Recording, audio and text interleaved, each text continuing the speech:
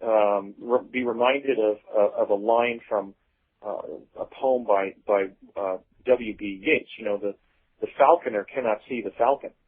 I mean, there are times when the whole function of the intelligence community itself is lost, and they need to investigate themselves just to figure out what they've done. Right. That's how extensive and how deeply compartmentalized this post-war military-industrial intelligence complex now is. And I believe that certainly the Republican constitutional form of government has clearly been undermined in the way that such a perceptive critic as, let's say, the author Gore Vidal has described. It was really the emergence of the intelligence community that ended constitutional government in the United States. And that's, again, one of the reasons that I'm speaking out. Andrew, it's been a pleasure talking to you today. As a closing note, do you have anything that you would like to say? And also, is there a website, perhaps, for the Mars Anomaly Research Society, or a way that people can perhaps read more of your research? I know you have a book coming up. When is that due to be published? I hope to complete it this year. I support myself as an attorney in private practice, and I have some potentially lucrative cases right now, and also several large transactions that I'm trying to broker, basically to earn enough money to essentially go on a hiatus in my law practice for a year and complete the book, or maybe even 6 months and I can complete it. So I hope to have the book out by next summer, certainly by this time next year. I have all the material. I don't have to do any more research. There's really 3 points I want to make, really in prescript before making those points. One is that I'm really operating on 2 footings right now. The first is the effort that I'm doing in natural history to prove simply that Mars is inhabited. And I don't care whether my more controversial claim that Mars has been visited by U.S. personnel via teleportation, and that in 1981 I became one of those teleportees, is ever proved to an historical certainty. I simply don't care.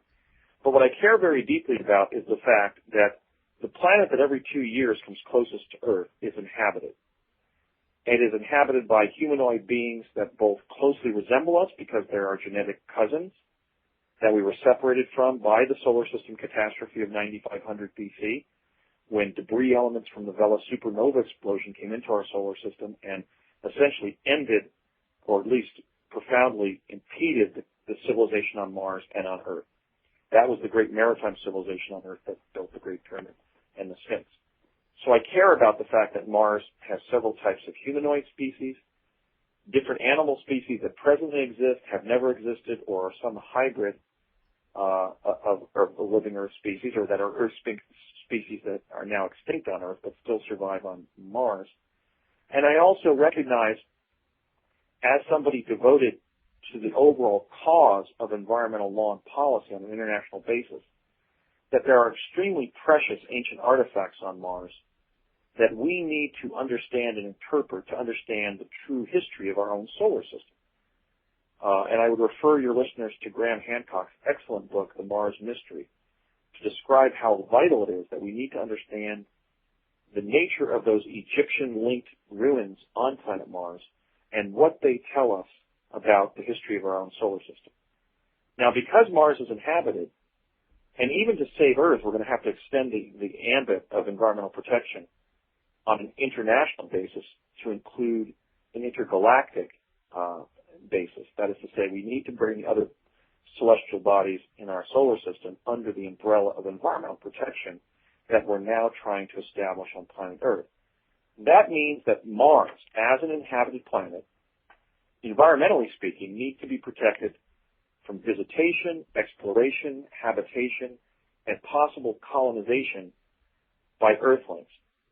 I'm disturbed that as distinguished a space scientist as astronaut Buzz Aldrin, literally one of my heroes as one of the early astronauts, and somebody who actually derived the mathematical model that allowed us to land successfully on the moon with conventional craft, has called for the colonization of Mars. That cannot occur if we were to do the right thing, because Mars is an inhabited planet, and Mars does not belong to us. Mars belongs to the Martians.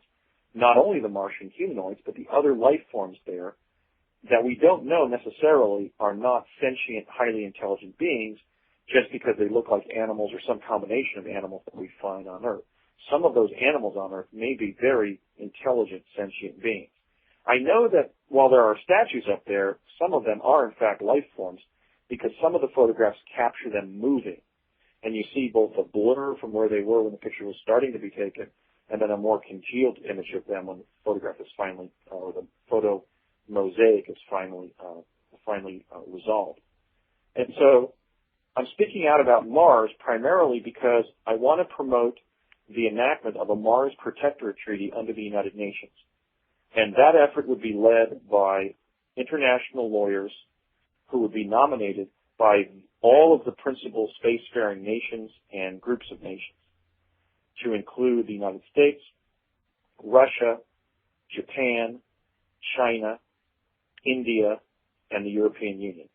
I hope I didn't leave anybody out. But basically, the major spacefaring nations need to take stock of the fact that Mars is inhabited. And before we travel there more extensively, whether it's via teleportation under the CIA DARPA faction in the United States or whether it's via conventional propulsion under the NASA faction in the United States, as other nations also join the United States in visiting Mars, such as the U.S.-Russia Mars mission that has been spoken of, and also the Russian-Chinese mission that has been articulated. We need to have an international treaty established to protect Mars from ourselves, because while it's part of our environment, it's part of the rest of the cosmos, it has already been settled and is the habitation of humanoid life forms like us.